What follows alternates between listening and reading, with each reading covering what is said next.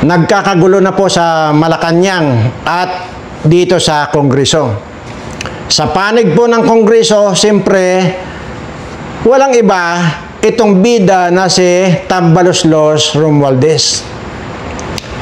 At doon naman po sa panig ng Malacanang, ito pong Chief of Staff or Executive Secretary na si Bersamin. Ayan po. Nagkakagulo na po. Yan po ang abangan natin. At baka po magbarilan itong mga ito. Dahil yung isa yata, naglilinis na yata ng kanyang baril. Ayan. At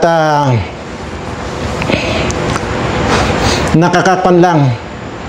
Nako, aywan ko, may tuloy ko ito. Nanggigigil ako. Alam niyo po ba yung pinag-aawayan itong mga animal na ito? 800 billion pesos lang naman. Di ba? Maliit na halaga.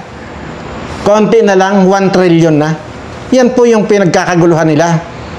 At ito po yung napakalaking bulalo na pinag-aagawan itong dalawang may saltik. Itong si Tambaloslos, abay may kwanto, may kaltog ang ulo nito. Itong rin naman si Bersamin ay may saltik din ang ulo nito. Kaya yun ang aabangan natin, baka magbarilan itong mga ito. Anyway, mamaya na po natin ituloy yan dahil siyempre gusto ko lang po munang ipahatid ang aking mapagpalang pagbati sa lahat po ng aking mga subscriber, siyempre. At dito po sa aking mga followers, viewers, ayan. Doon po pala sa mga hindi pa nakapag-subscribe, abay mag-subscribe na po kayo. O ulitin ko lang po. Hindi na po ako ang magsasalita rito. Basahin nyo lang po yung sa comment section ng mga video ko. Marami po nagpapatunay na magmula daw na mag-subscribe sila dito sa channel ko, aba, ay gumanda na raw sila. Gumwapo at higit sa lahat tumalino. Oh, yun nagsabi niya sa comment yan. Hindi na po ako magsasalita, sabi ko nga po nasa comment po yan. Ayan po magsasabi sa inyo ng totoo. Yun nandyan sa mga comment. At yung ba namang 176 ko na. Tapos magsasalita pa ako na hindi totoo. Aba ay mukhang nakakahiya naman yata yun. At saka yung 176 years old, makikita nyo naman sa itsura ko, aba, wala pa po sa kalahati or wala pa po sa 1/4 ang itsura nito. Dito sa itsura ni Enrile, na kung saan ay, kung na ba ito, natuluyan na ba ang namatay ito si Enrile? Pero ito, binibigay ko lang po example. Yan po si Enrile, 100 years old lang po yan. Ako po 176 ko na. Sa December po 177 ko na. So ngayon ay tingnan nyo naman yung itsura niya at itsura ko versus 100 years old at 176. Di ba? Bangingi na si Enrile pag nagsasalita na, para nang paputol-putol, parang pugak-pugak na yung hininga. Pero di ba na-vlog ko na yan na tagpuan naghihingalo, ewan ko, buhay pa ba? O patay na? Anyway, yan po yan. Ang sinasabi ko po rito, wala po ako sinabi rito na hindi nagkatotoo. Lahat po na sinasabi ko rito, hindi man ngayon, araw na ito, maaaring bukas, makalawa, ay matutupad na yung kung ano yung binitiwan kong salita. Kaya kayo, na mga, kung hindi ko naman talaga pinipintasan yung mga pangit. Wala po, wag po kayo mag-isip na gano'n na masyado namang ako pag nakapagpintas ako, grabe. Hindi po gano'n. Ang sinasabi ko lang po, kung kayo ngayon ay may taglay na kamukha nitong si Dilima na parang garapata, di ba? Naku po, subscribe po kayo dito sa Birana Live Studio TV. Kinabukasan lang po pagsalamin ninyo para na kayong international actress. Mga artistahin na po kayo. Maniwala kayo sa akin. Samantalang ngayon tingnan nyo itsura niyo. Sabi ko, kung ganyan ang itsura niyo sa itsura nitong si Dilima na mukhang garapata, garantisado, sigurado itong sinasabi ko, pag nag-subscribe ka rito, para na kayong si Christine Reyes, ay, maniwala kayo sa akin. Ngayon, nandiyan naman po yan sa comment. Ngayon, kung kayo naman po ay nagtataglay ng ilong na kasing laki ng troso na kagaya ng ilong ni Gadon, aba, kinabukasan lang po, pag nag-subscribe kayo ngayon, kinabukasan lang po, paggising nyo, tingnan nyo po sa inyong salamin yung inyong ilong. Napakaganda na po ng hugis ng inyong ilong. Ayan. Hindi na po kagaya dito sa ilong ni Gadon na parang troso. Kung kayo naman po ay may mukha na nagtataglay na parang mga kohol o di kaya suso, na kagaya nitong si Saldico na mukhang kohol, anyway, may stage 4 cancer na po yan, ay pag pinindot po ninyo, sabi ko ito, subscribe, kinabukasan lang, napakagwapo nyo na, napakaganda nyo na. Yun po yung sinasabi ko. Anyway, sinabi ko naman yan, kaya ano pang inaantay nyo? Pindot na ang subscribe. Pindot ang notification bell para nanonotify kayo pag ganitong meron akong bagong content na naka-upload dyan, mai-inform kayo. Kasi yun ang mahalaga, yung ma-inform kayo, mahalaga na nakapag-subscribe kayo. Kasi kung hindi kayo nakapag-subscribe, hindi kayo mai-inform, hindi ninyo malalaman kung magpaparapol na ako ng 1.5 million pesos po yan. Kasi malapit na po nating maabot yung sinasabi ko na kapag ka nag 150,000 subscriber itong Birana Live Studio TV, magpaparapol po ako ng 1.5 million pesos. Ayan. At pag nadagdagan po yan, halimbawa, na lang natin, lumampas halimbawa yung tinatarget natin at bukas paggising natin ay 200,000 na pala na subscriber natin, ay di magja-jump na tayo. Hindi na po yung 1.5 million ang ibibigay ko na raffle, kundi 2.5 million na po. At pag nadagdagan pa po yan, ang ibibigay ko po hindi po pira, kundi kamuting dilaw. Dati, nagkakahalaga yung isang kamuting dilaw ng 3.6 million. Ngayon po, 4.5 million na po ang halaga ng isang kamuting dilaw. Yun po. Wala po ako sinabi rito. Kahit inyo pong balikan yung mga una pang mga nasa YouTube ko, kung magkano po yun ang pinamimigay natin. At balikan nyo rin po yung John Birana Vlogs. Hindi na po kasi ako raffle doon dahil nga tinatamad na po talaga ako, masyadong pagod na po ako, kaya, pero tuloy pa rin po, magpaparapol pa rin po ako doon. Kaya lang, pagka medyo hindi na po tayo busy, tuloy-tuloy lang po yan. Maliwanag po yan. Kaya, yun ang sinasabi ko, dito sa pag-subscribe dito sa channel ko, Birana Live Studio TV, hindi lang kayo gugwapo, hindi lang kayo gaganda, suswertihin pa kayo. Ayan na nga po yung ibibigay ko na irarapol natin na 1.5 million pagka nakuha natin yung 150,000 subscriber. So maliwanag na po yan so pag-usapan naman po natin itong nakakapanggigil at napagkakagulo at pag-aaway-aaway na dito Malacanang at saka itong Kongreso, na ang sinasabi po kasi nung isa, papaano lumabas sa mga social media yang in-insert natin sabi ni Kunto, sabi ni Tambaloslos na 800 billion. Sabi naman nitong si Bersamed, kasi kayo ang gagaspang nyo, sobra kayo na sa agaspangan ninyo, hindi nyo na naiisip na ngayon binabantayan tayo ng tao. Sabi, bakit ako sisihin mo? Sabi ni Tambaloslos. Sino pa sisisihin ko? Ay ikaw lang naman itong bulgar na bulgar sa pagiging kawatan. Palibasa ikaw, may kaltog ang ulo mo. Sabi niya kay sabi niya kay Romualdez. Sabi naman ni Romualdez, ikaw na matanda ka, ikaw rin may saltik ka rin sa ulo. Kaya nagkakagulo na. Di ba? Kaya magbabari lang to, tingnan niyo. Sana nga. Sana nga.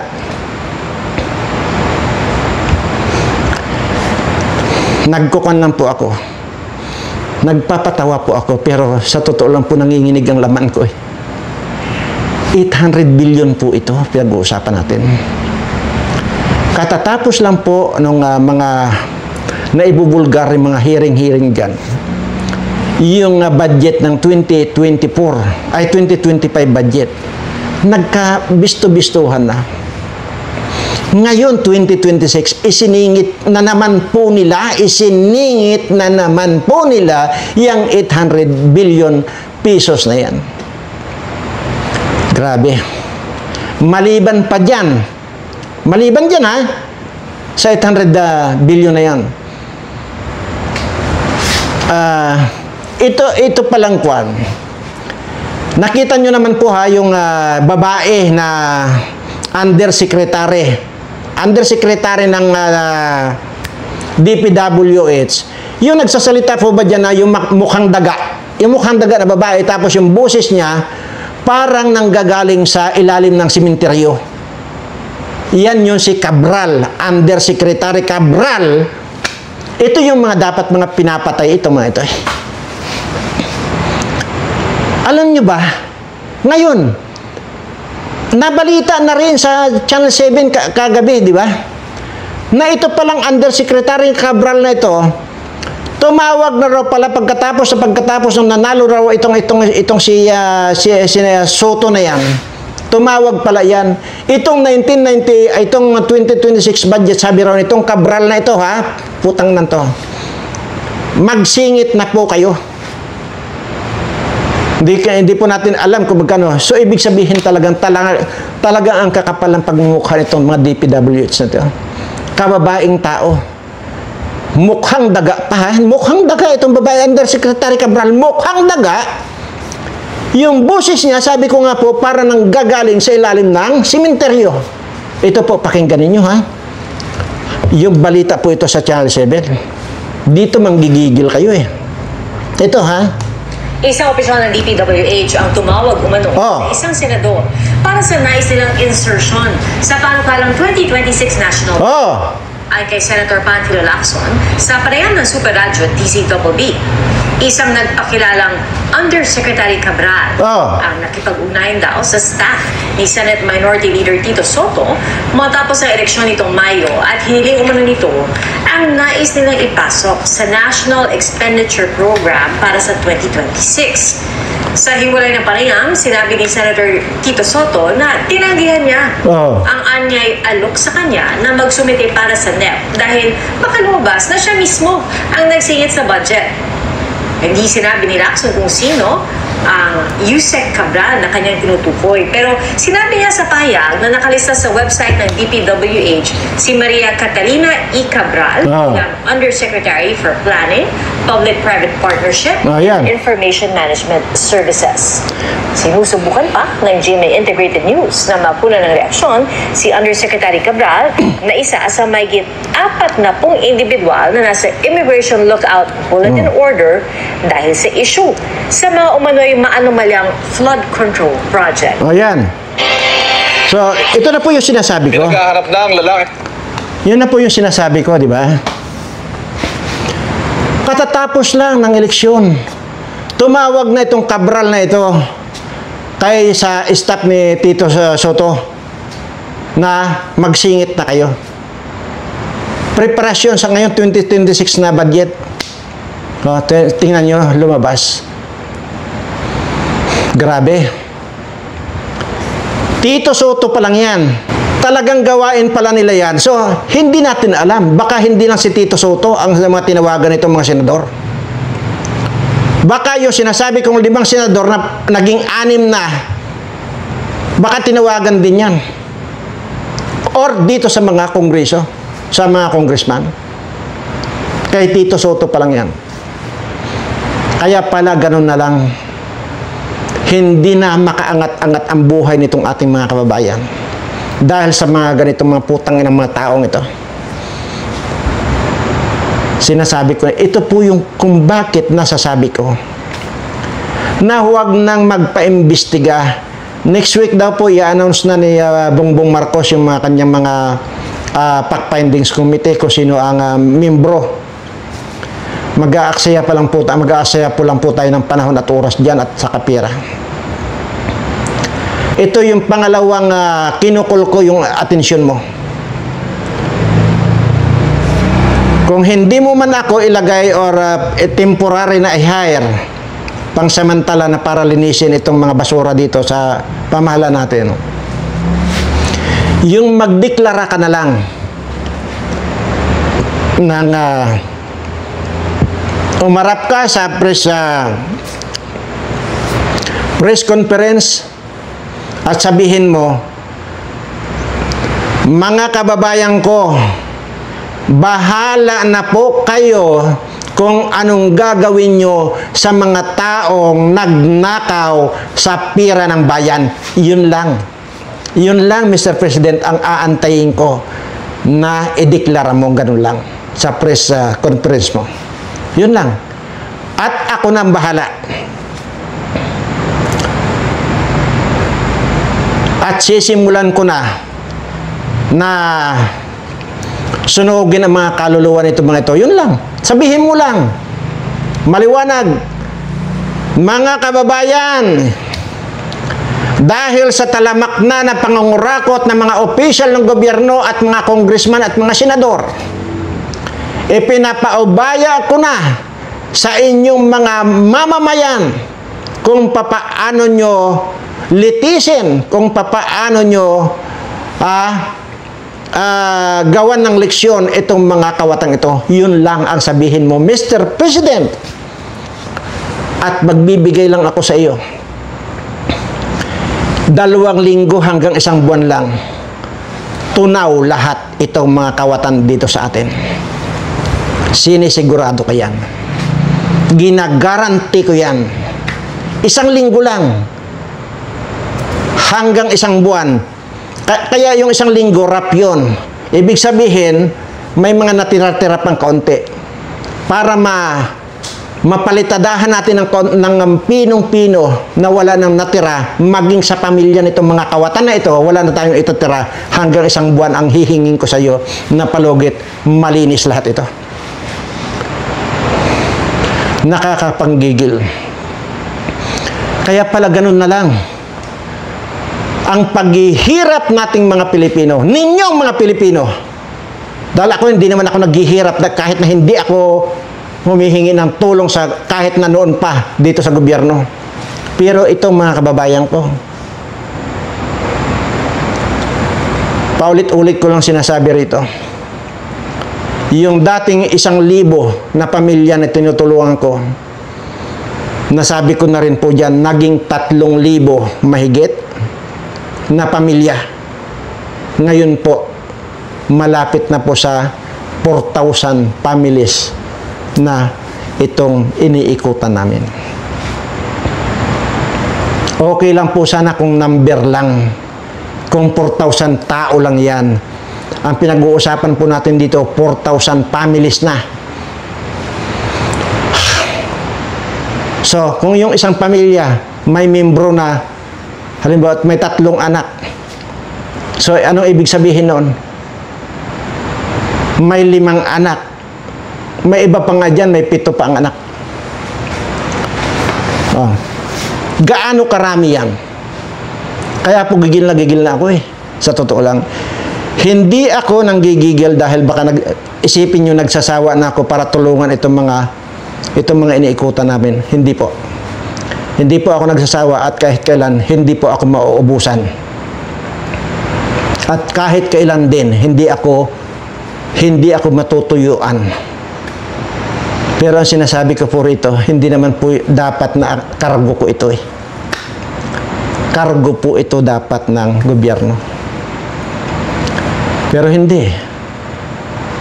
Sa halip na ang gobyerno ang nagpapasaan itong mga ganitong mga pangangailangan ng kababayan natin, ako.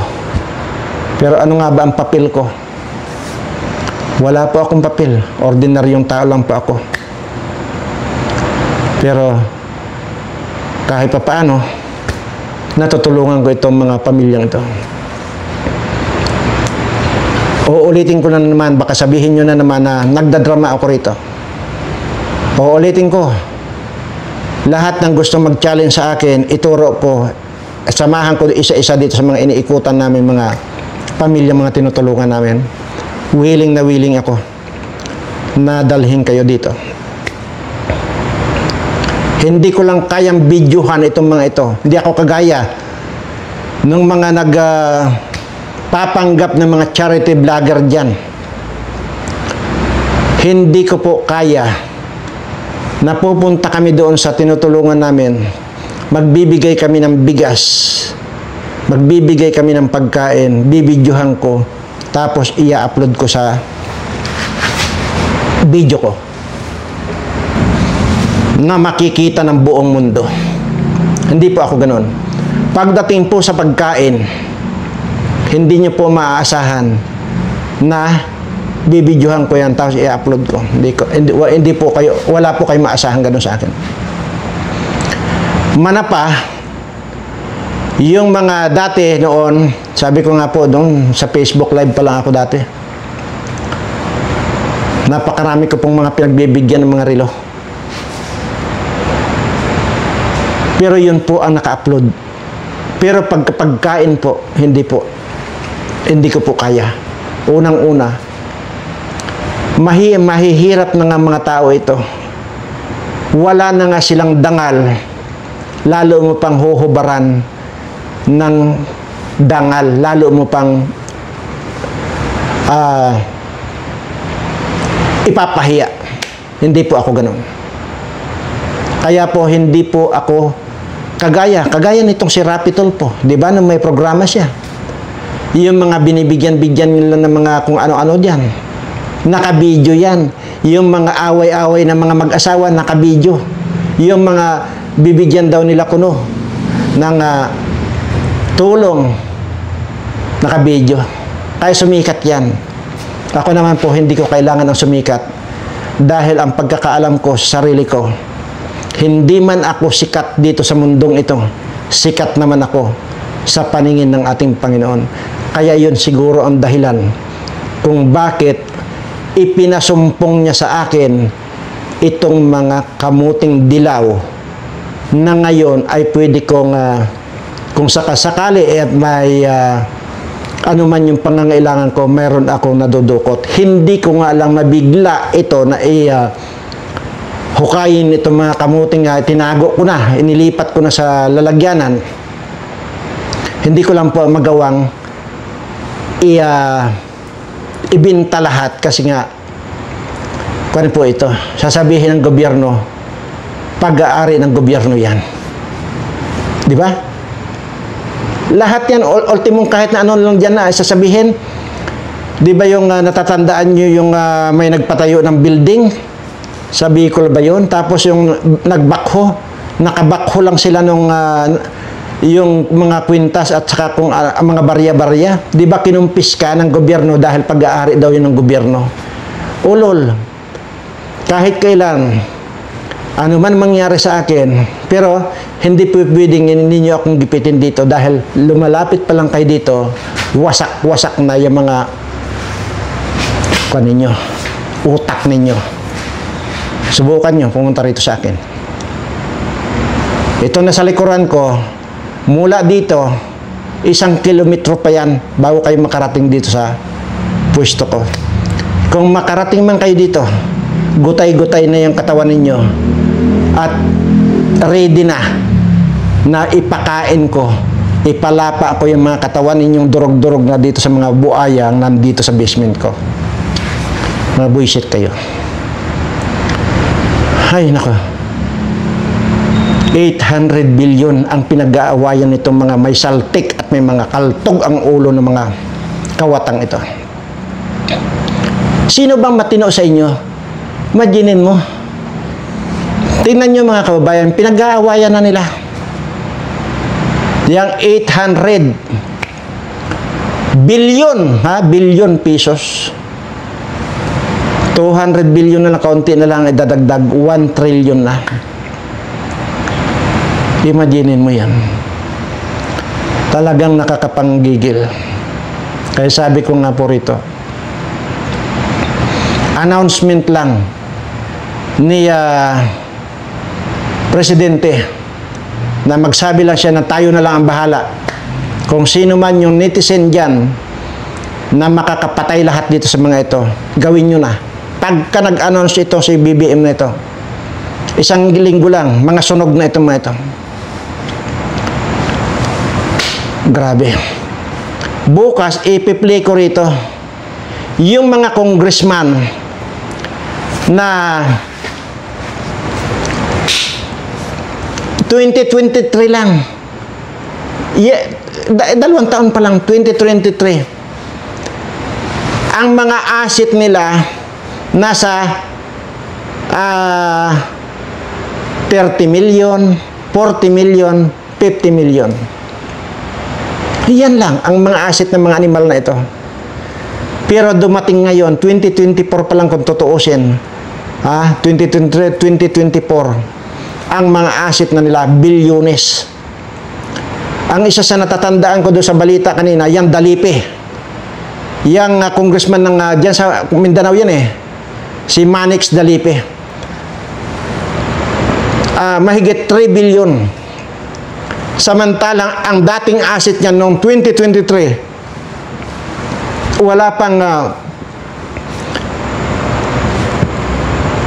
100 million. Ngayon, isang taon lang ang nakalipas, 3 billion na. Ang natatandaan ko pa itong Suarez, bilyones na rin po.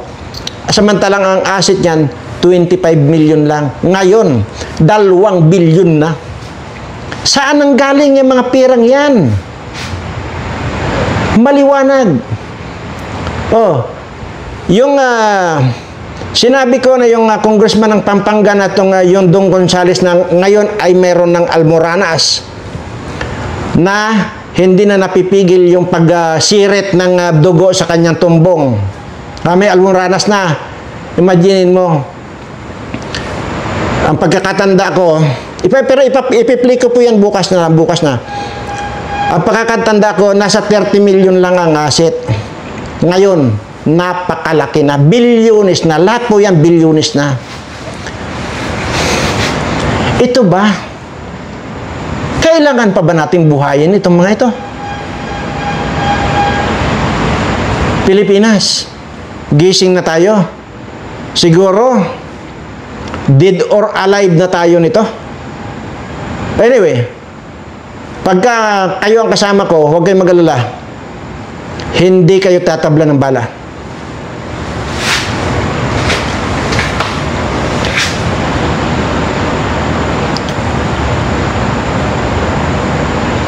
Yung willing na sumama, kailangan na natin sugurin ito. Pero antayin natin yung announcement ni BBM na ipapaubaya na niya sa mga netizen ang maglatigo or maggurgur dito sa mga kawatang ito. Antayin natin yon. At doon, yung lahat ng sasama, mayroon akong ibibigay sa inyo para kahit na ilan pa yung mga bodyguard nila, wala tayong dadalhin wala tayong dadalhin armas, wala. Wala tayong dadalhin armas.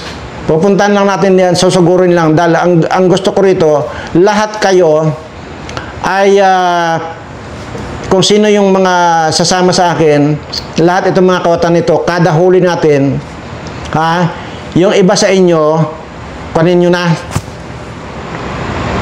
dukutin nyo na yung mata. Tapos yung iba sa inyo, habalusin nyo na yung bunganga para tanggal lahat yung mga ngipin. Yung iba sa inyo, bunutin nyo na yung mga buhok o yung mga bulbul nila o ano. Ang ibig ko sabihin dito, pahirapan nyo na, ako na ang pinali. Ako na yung final na gigilit sa mga liig dito mga ito. Nanggigigil ako. Nanggigigil ako. Imaginin mo. Yung, di ba, hindi lang yan. Noong 19 Congress, Di ba? Trilyon ang kinulimbat nitong mga ito. Ngayon, kaya, di ba nagresulta? Yung mga nakikita ninyong mga kapritso nitong si Diskaya, yan ang resulta. Mayroong halagang 40 milyon na sasakyan. Ay samantalang itong mga iba nating mga kababayan dito, ultimong kalabaw, wala sila na para masakyan nila. Ultimong bisikleta. Ito, imaginin mo kung gaano sana napakaalwan po sana ang buhay ng ating mga kababayan. Yan po ang tandaan ninyo. Kung may mahirap man po siguro nating mga kababayan, ibig sabihin, hindi po kagaya ngayon na marami po nating mga kababayan nagsasaing ngayon ng tanghalian, nakadilin siya ng pangsaing ngayong tanghalian. Habang nagsasaing ng tanghalian nila, iniisip na agad niya kung saan magkukuha ng pangsaing sa hapunan. At kung minsan po, madalas po, na wala talagang madilin siya. So ngayon, iinom na lang po sila ng tubig, matutulog na lang. Kung may mga anak po yan na mga maliliit, lalagyan na lang po nila yung bibiro nila ng tubig at lalagyan ng kaunting asukal. Yun na po yung didi ng mga bata. Kaya po, talagang sino ang makakatiis nitong ganito? Palagay ko kahit na hindi ka kriminal, magiging kriminal ka kung ganito ang mangyayari sa buhay mo. Samantalang yung iba dyan, nagpapasasa na magwaldas ng pera ng bayan. Sisiguraduhin ko sa inyo, kahit gaano pa makadiyos yan, gaano pa yan na ang pananampalataya, ayaw niya, gaano man yan ang utak niya na gusto niya, hindi madungisan yung kamay niya ng dugo. Pero pagka ganito na, sisiguraduhin ko sa inyo, mas gugustuhin nyo ng gilitan itong mga kawatang ito kisa ang iisipin ninyo na kasalanan sa Diyos yan. Mas kasalanan natin sa Diyos kung wala tayong ginawa. Mas kasalanan natin sa Diyos kung hahayaan natin itong mga kawatang ito na bubuhay na para pagnakawan tayong lahat. Yun ang kasalanan natin. At dahil doon, sasabihin ng Diyos sa atin, gumawa ka ng paraan, binigyan kita ng utak, binigyan kita ng kamay, lahat kumplito. Gamitin mo para ipagtanggol ninyo ang inyong mga sarili dito sa mga kawatang mga animal na ito na dapat ito ginagrinder at ginigiling ang mga katawan itong mga kawatang ito at ipakain sa mga tilapia. Sabi ko nga po rito, hindi pa lang dumarating yung gusto kong mangyari. Ang sinasabi ko lang po rito, pag nagkaroon ako ng pagkakataon, hindi ko nabibigyan ng pagkakataon ito bang ito na makalayo pa. Wala po ako ibibigay ng pagkakataon sa mga ito. Tutudasin ko lahat ito mga ito. Nakakapanggigil.